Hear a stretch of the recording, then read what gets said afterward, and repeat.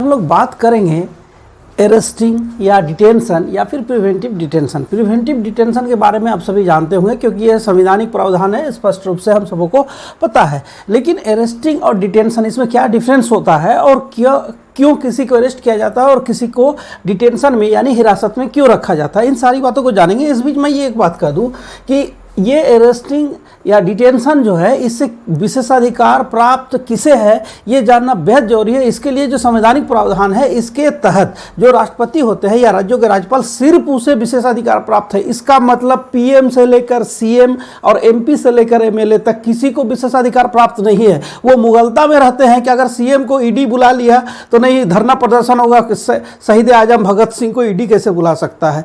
एक एग्जाम्पल दे रहा हूं, मैं किसी पार्टी को कोट नहीं कर रहा हूं, चूंकि यहाँ देखिए क्या है कि भारत का भविष्य और भारत के विभिन्न राज्यों का भविष्य राजनीतिक दल तय करते हैं। लेकिन राजनीतिक दल के जो नेता होते हैं ना, ये नेता आज के डेट में नेता सीधे सीधे आंख मिलाकर झूठ बोलते हैं। कई ऐसे वादे हैं, आप किसी भी आसपास के राज्य में चले जाएं। किसी एक राज्य में कहा गया था कि मैं पहले कैबिनेट में ऐसा करूंगा, किसी राज्य में कहा गया प्रतिवर्ष 5 लाख नौकरी दूंगा, आज तक 5 नौकरी नहीं मिली। इसी तरह किसी राज्य के टोटल शिक्षक की नौकरी की जो सीटें थी उसको बेच दिया गया। तो ऐसी स्थिति है। किसी राज्य के शिक्षा मंत्री उत्पाद मंत्री भी रहते। ये कैसा कोइंसिडेंट है कि जो शिक्षा की बात करे वो शराब बेचने की भी बात करे। तो ऐसी बहुत सारी बातें, और ये जो राजनीतिक दल है ना, उनके साथ ये समस्या है। लेकिन हम वोट देकर उन्हें चुनते हैं और वो हम पे अधिकार करते हैं, और वही हमारे भविष्य और भाग्य के निर्माता है। यह हमारी बहुत बड़ी मजबूरी है कि राजनीतिक दल चाहे अच्छा करे या बुरा करे, जो चुनकर आ जाते हैं वो कुछ भी करे, आपको एक्सेप्ट करना पड़ेगा। अगर आप विद्रोह कुछ भी करते हैं तो आपके साथ क्या होगा, अरेस्टिंग की बात आएगी, डिटेंशन की बात आएगी या प्रिवेंटिव डिटेंशन की बात आएगी। इसी टॉपिक पे आज हम लोग फोकस करते हैं। तो सबसे पहले देख लीजिए, प्रिवेंटिव डिटेंशन तो आप जानते ही हैं।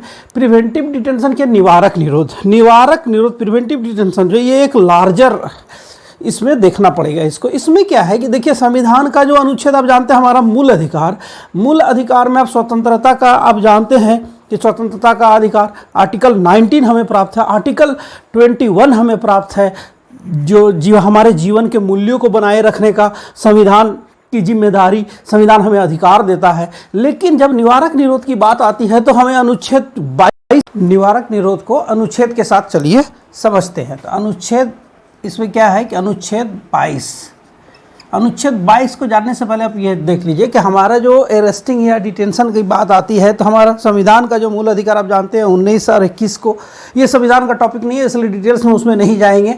मैं बेसिकली क्या कहता हूँ कि संविधान के टॉपिक को अगर जनरल स्टडीज़ के पॉइंट ऑफ व्यू से देखेंगे ना, तो देखने का नज़रिया आपका बदल जाएगा। तो यहाँ आर्टिकल निवारक निरोध प्रिवेंटिव डिटेंशन का अनुच्छेद 22 एक क्या कहता है कि अगर किसी को गिरफ्तार किया जाता है तो गिरफ्तार व्यक्ति को कारण बताना पड़ता है कि आपको क्यों गिरफ्तार किया गया, आपको अरेस्ट क्यों किया गया। ये अनुच्छेद 22 की बात है, 22(1) की। अगर अनुच्छेद 22(2) में चले जाए तो उसमें क्या है कि गिरफ्तार व्यक्ति को 24 घंटे के अंदर मजिस्ट्रेट के पास उसको ले जाना पड़ता है। फिर मजिस्ट्रेट के परमिशन से, यानी मजिस्ट्रेट को बताना, मजिस्ट्रेट बताने का मतलब कोर्ट के इन्फॉर्मेशन में वो आ जाता है कि हाँ ये व्यक्ति को अरेस्ट किया गया है।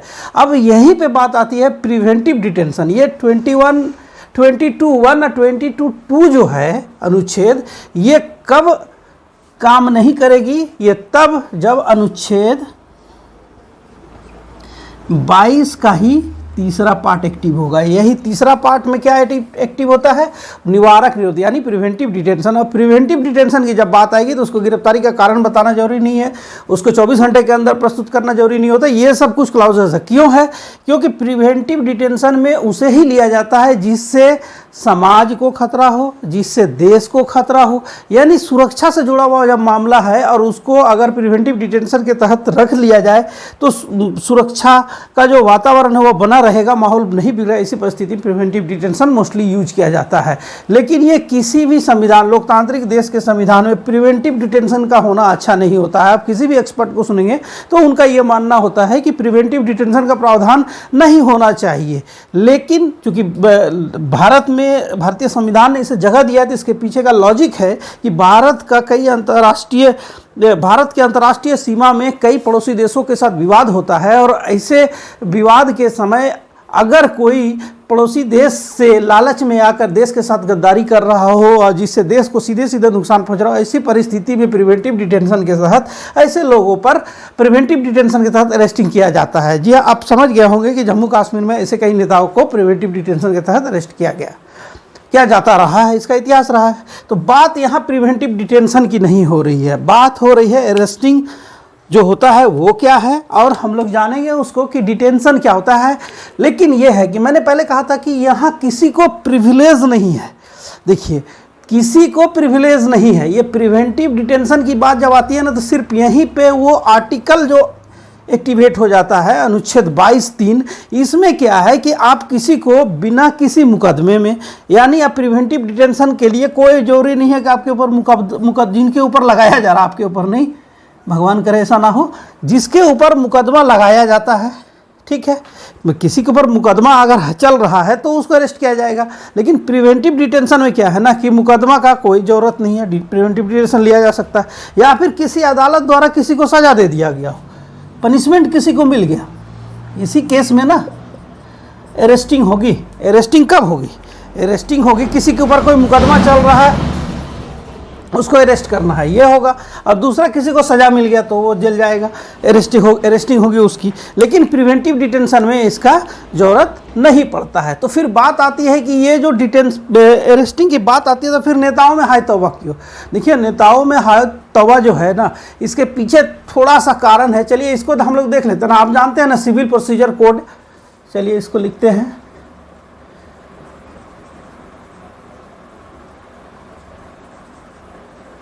ये सिविल प्रोसीजर कोड जो है 1908, इसको क्या कहते हैं? सिविल प्रक्रिया संहिता। सबसे पहले मैं बता दूं, अभी जो मैं बात करूंगा सिविल कोड का, तो इसमें क्या है ना कि देखिए, अभी हम लोग बात करेंगे पीएम, सीएम, एमएलए, एमपी, जो भी है जिसको भी प्रिविलेज प्राप्त है, वो किस मामले में प्राप्त है? केवल और केवल सिविल केस में। क्रिमिनल केस में कुछ किसी को प्राप्त नहीं है, केवल राष्ट्रपति और राज्यों के राज्यपाल को प्राप्त है। इसीलिए कोई मुगलता में जो रहते हैं ना, अकड़ कर चलते हैं ना नेता, मैं सीएम, मैं पीएम, मैं कैबिनेट मिनिस्टर, मैं एमपी, मैं एमएलए, वो चलने वाला नहीं है। भारत संविधान से चलता है, और भारतीय संविधान ये अधिकार प्रत्येक नागरिक को देता है। वो अधिकार पीएम और सीएम को भी है, कुछ विशेष जो परिस्थिति होता है उसको भी मैं अभी लेकर आऊँगा बात को, और आप अच्छी तरह से समझ जाएंगे। सबसे पहले देखिए क्या है कि ना, कि ये सिविल प्रोसीजर जो है, इसमें क्या है ना कि गिरफ्तारी से छूट का प्रावधान है। लेकिन केस क्या है उसको जानना जरूरी है कि किन परिस्थितियों में गिरफ्तारी नहीं हो सकती है, और इसका प्रावधान जो है सीपीसी, सिविल प्रक्रिया संहिता, इसमें कहीं कहीं किया गया है। तो इसमें क्या है, सीपीसी का जो धारा है 132, सीपीसी 132, ये सीपीसी 132 क्या कहता है कि सीपीसी 132 के तहत महिलाओं को कुछ विशेष परिस्थिति में गिरफ्तारी से छूट का प्रावधान है। यहाँ हम बात किसी कर रहे हैं गिरफ्तारी से छूट, अरेस्टिंग जो हो रहा है ना, अरेस्टिंग से छूट का जो प्रावधान है वो क्या है, उसको हम लोग देख रहे हैं। तो सीपीसी में अगर 132 की बात करें तो ये सीधे सीधे महिलाओं को कुछ विशेष परिस्थिति में छूट का प्रावधान है। इसमें क्या है, देखिए एक और देख लीजिए कि सीपीसी का ही एक धारा है 133। 133 क्या कहता है कि 133 कहता है कि व्यक्तिगत उपस्थिति जो होता है ना, उस पर छूट मिल सकता है। व्यक्तिगत उपस्थिति यानी अगर बोल दिया कि नहीं एमपी को आना है, एमएलए को आना है, मिनिस्टर को आना है, सीएम को आना है, पीएम को आना है, या फिर सिविल कोर्ट या फिर सुप्रीम कोर्ट के जज या हाई कोर्ट के जज, उसको अगर विशेष अधिकार मिल रहा है, तो क्या है कि व्यक्तिगत छूट से इसको मिलती है। व्यक्तिगत के छूट ये मिलती है कि वो अपने वकील को भेज सकता है। लेकिन ये क्या है कि कोर्ट में उपस्थित होने के लिए, यहाँ गिरफ्तारी से बचने के लिए नहीं है कि हम अगर पीएम गिरफ्तार हो सकता है उसके बदले कोई गिरफ्तार हो जाए, कोई सीएम गिरफ्तार होने उसके बदले कोई गिरफ्तार नहीं, वो सब नहीं होने वाला है। यहाँ सीधी सी बात है कि सीपीसी में ये क्या है कि कोर्ट में उपस्थित होने के लिए इसको छूट मिल रहा है। लेकिन जो गिरफ्तारी की बात आती है, तो गिरफ्तारी की बात आती है सीपीसी, और सीपीसी का 2 धारा यहाँ एक्टिव होगा, 135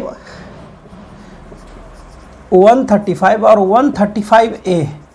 टेक्निकल क्लास नहीं है भाई, एकदम सिंपल सा क्लास है। इसमें हम लोग देख रहे हैं कि अरेस्टिंग और डिटेंशन और प्रिवेंटिव डिटेंशन, और इसमें जो विशेषाधिकार वाले लोग जो हमेशा बोलते हैं ना मुझे विशेषाधिकार है, उन लोगों के बारे में जानना हम लोगों को जरूरी है, क्योंकि हमारे द्वारा चुने हुए लोग बहुत विशेषाधिकार की बात करते हैं। MP CM, PM CM, MP MLA, इन लोगों की बात मैं कर रहा हूँ। तो इसमें क्या है, देखिए CPC 135 में क्या कहता है कि इसमें सीधा सीधा है कि जो विधायी सदस्य होता है, यहाँ विधायी सदस्य का मतलब क्या हो गया, MP MLA या MLC। यहाँ MP में दोनों हो गया, क्या होगा दोनों, चाहे राज्यसभा का हो या लोकसभा का, तो MP दोनों हो गए, MLA और LC। इसको क्या है कि ये विधायी लोग जो है, चूंकि ये विधायिका के हिस्से है और इसे चुना जाता है, तो इनको कुछ छूट है। तो वो छूट क्या है वो जान लेना जरूरी है। तो सबसे पहले मैं बता दूं कि मैं जो छूट की बात करूंगा अभी, ये छूट केवल और केवल सिविल जो मामले होते हैं, सिविल केस में है। सिविल केसेस जो होगा, सिविल केसेस में यानी सिविल मामले जो चल रहे होंगे इनके ऊपर, उसी में उनको छूट मिलेगा, सिविल मामले, ठीक है, इस पे ही उनको छूट मिलेगा। अगर क्रिमिनल केसेस होंगे, क्रिमिनल केसेस की बात आएगी तो याद रखिए क्रिमिनल केसेस में कोई छूट नहीं है, MP MLA PM CM किसी को भी क्रिमिनल केस में कोई छूट नहीं है। यहाँ छूट किसको है, तो यहाँ छूट सिर्फ मिलेगा जो राष्ट्रपति होंगे, राष्ट्रपति। तो आर्टिकल 361 के तहत क्रिमिनल केस में किसको मिलता है, आर्टिकल लिख दे रहे हैं, अनुच्छेद 361 के तहत जो राष्ट्रपति और राज्यों के राज्यपाल, वो भी कब तक, जब तक वो पद में रहेंगे, तब तक क्या होगा कि उनके ऊपर जो क्रिमिनल केस होने के बावजूद भी उनकी गिरफ्तारी नहीं हो। किनकी, तो राष्ट्रपति और राज्यों के राज्यपाल, आर्टिकल 361। तो यहाँ सीधे सीधे क्रिमिनल केस में PM CM MP MLA MLC किसी को कोई विशेषाधिकार प्राप्त नहीं है, वो मुगलता में रहते हैं, ठीक है। चलिए अब आगे बढ़ते हैं। अब सिविल केसेस में, सिविल केस के मामले में क्या होता है, यहाँ इस कंडीशन को थोड़ा सा समझ लीजिए। इसमें क्या है कि जब सिविल केस की बात आएगी, तो सिविल केस में क्या होता है कि जब सत्र चल रहा होता है, जब सत्र चल रहा होता है, सेशन चल रहा है, सत्र अगर ऑनगोइंग सत्र है तो सत्र चल रहा है, चाहे वो विधानमंडल का हो या संसद का सत्र हो, दोनों को साथ लेकर चलते हैं। संसद सत्र हो गए या फिर विधानमंडल में, विधानमंडल इसीलिए लिख रहा हूँ कि विधानमंडल में दोनों आता है। कहीं अगर विधानसभा है तो विधानसभा, और कहीं विधानसभा और जो विधान परिषद दोनों हो तो उसको विधानमंडल कहा जाता है। इसलिए इसको आप विधान सभा भी समझिए, लिख दे रहे हैं यहाँ, कन्फ्यूज नहीं होना है। विधानसभा, विधानमंडल में दोनों, और ऐसे ज़्यादातर राज्यों में विधानसभा है। चलिए, तो संसद हो गया। अब सेशन चल रहा है, तो इसमें सेशन में भी क्या है कि सत्र जो चलेगा ना, तो इसका 3 केस अप्लाई होता है। अगर सत्र चल रहा है, संसद का सत्र चल रहा है, चलिए 3 केस आएगा, और सेम 3 केस यहाँ भी आएगा। बिल्कुल ही आसान शब्दों में एक बार देख लीजिए, दोबारा फिर इस टॉपिक को आपको देखना नहीं होगा। ये आपका जो इन्फॉर्मेशन, ये जो इन्फॉर्मेशन आपके नॉलेज में स्टोर होकर ब्रेन में रहेगा हमेशा के लिए। और आप सिर्फ इस बात को डिटेल्स में समझने के बाद आप सिर्फ एग्जामिनेशन पॉइंट ऑफ व्यू से इसको मत समझिए, ये समझिए कि आपके नॉलेज को काफ़ी इन्हेंस करेगा, आपको समझ में आएगी। हमेशा सुनते गिरफ्तार, ये हिरासत, किसी को गिरफ्तार कर लिया, किसी को हिरासत में लिया गया, क्या है प्रिवेंटिव डिटेंशन, सब आज आप देख रहे हैं।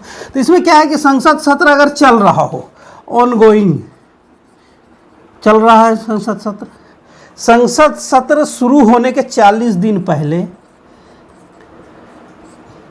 या फिर 40 दिनों तक, यानी संसद सत्र खत्म होने के 40 दिनों तक, यही केस, सेम केस विधानसभा का सत्र और इसमें भी लागू होता है। इसमें भी क्या होगा, 40 दिन पहले चल रहा हो ऑनगोइंग, और 40 दिनों तक। इसमें क्या है कि सिविल केसेस में अगर सेशन चल रहा हो तो 40 दिन पहले से, जब सेशन चलेगा तो उसके 40 दिन पहले और सेशन खत्म होने के 40 दिनों के बाद तक, अगर सिविल मामले में किसी विधायिका को, यहाँ संसद की बात आई तो किसकी बात आएगी, एमपी। और यहाँ एमपी का मतलब कौन हो गया, प्रधानमंत्री, कैबिनेट मिनिस्टर, राज्यसभा और लोकसभा के एमपी। तो इसमें क्या है कि अगर इनको गिरफ्तार करना होगा और सेशन चल रहा होगा तो क्या करना पड़ेगा, यहाँ करना पड़ेगा आदेश लेना पड़ेगा। आदेश किससे लेना होगा? तो लोकसभा के अध्यक्ष से, लोकसभा अध्यक्ष से आदेश लेना होगा और राज्यसभा के सभापति से आपको आदेश लेना पड़ेगा। कब? जब 40 दिन के अंदर वाली बात आएगी तब। सेशन के 40 दिन पहले, ऑनगोइंग सेशन के दौरान ना 40 दिनों तक अगर उसको अरेस्ट करना हो सिविल मामले में, एमपी इट मीन्स प्रधानमंत्री, कैबिनेट मिनिस्टर और जितने भी एमपी हैं लोकसभा राज्यसभा, उसको अरेस्ट करना हो सिविल मामले में तो ये प्रोसेस अपनाना पड़ेगा। अगर इसी तरह की बात अगर इसमें करें विधानमंडल में, तो विधानमंडल में, विधानसभा में कौन आएंगे? एमएलए, और विधानमंडल जब होगा तो इसमें विधान एमएलए और एमपी एमएलसी दोनों आते हैं, एमएलए प्लस एमएलसी। ठीक है, कोई कन्फ्यूजन नहीं है, एमएलसी दोनों आते हैं। तो इसमें क्या है कि यहाँ एमएलए एमएलसी और एमएलए का मतलब क्या होगा? सीधे सीधे सीएम या राज्य के कैबिनेट मंत्री या फिर विधायक, उसको भी अगर अरेस्ट करना हो सिविल मामले में, सेशन चल रहा है तो 40 दिन पहले तक ऑनगोइंग या 40 दिनों तक आदेश लेना पड़ेगा। किससे? अगर विधानमंडल हो तो सभापति से, विधानमंडल अगर हो तो आदेश लेना पड़ेगा सभापति, और विधानसभा हो तो विधानसभा अध्यक्ष से।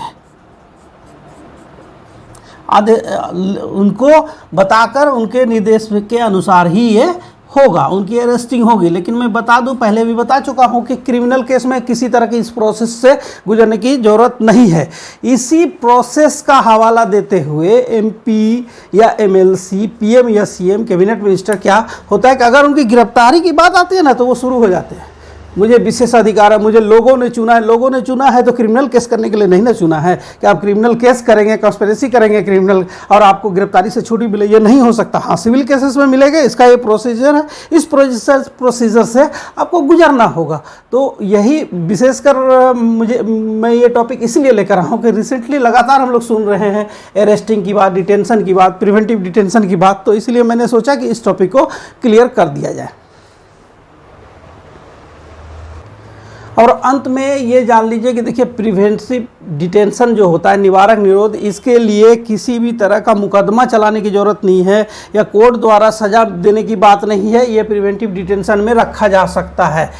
डिटेंशन की बात है यानी किसी से अचानक, जैसे आप देखते हैं किसी भी तरह का धरना प्रदर्शन विरोध वगैरह होता है तो हिरासत में लिया जाता है, उसको गिरफ्तार नहीं बोला जाता। आप गौर करेंगे जनरली लोग बोल देते हैं अरेस्टिंग हुआ, अरेस्टिंग नहीं हुआ, उसे बोला जाता है डिटेंशन, हिरासत में लिया गया। इसमें क्या होता है कि इसमें जब तक ये मामला शांत ना हो जाए तब तक उसको डिटेंशन में रखा जाता है, फिर इसे छोड़ दिया जाता है। इसके लिए कोई कानून अलग से कानूनी प्रक्रिया नहीं अपनाया जाए। और अरेस्टिंग का मतलब सीधे से अगर किसी को अरेस्ट किया गया है तो फिर सीधी सी बात है कि उसे जमानत लेनी होगी, न्यायालय के शरण में जाना होगा, उसके ऊपर मुकदमा चलेगा और सजा भी हो सकता है। तो ये अरेस्टिंग बिल्कुल डिफरेंट है। डिटेंशन ऑलवेज आप सुनते होंगे कि डिटेंशन में लिया गया, हिरासत में लिया गया, और प्रिवेंटिव डिटेंशन तो आप जानते हैं क्योंकि ये कॉन्स्टिट्यूशनल प्रोविजन है।